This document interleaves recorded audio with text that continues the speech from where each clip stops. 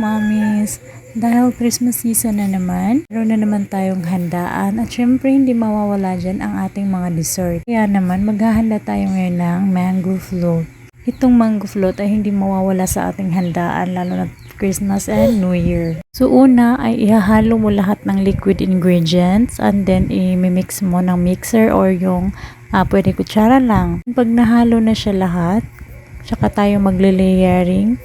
Layer lang natin, iuna natin yung graham biscuit and then yung gatas, tsaka naman last yung mangga. Sa inyo na po kung anong slice na mangga yung gusto nyo, pwede manipis or makapal, pwede cubes or pwede palapad, it's up to you po. Chichili nga pala ang 2 all-purpose cream at isang kondensada para maganda yung mixture ng ating liquid ingredients. Para mas maganda yung resulta ng ating mango float.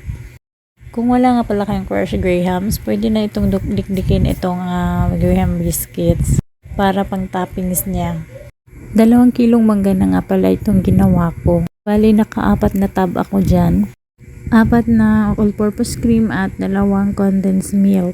So, dahil wala akong crushed grahams, dinikdik ko lang yung graham biscuit para pang toppings ko. So, that's it mga mamis. Sana nakatulong ang video na to. Maraming salamat. Bye!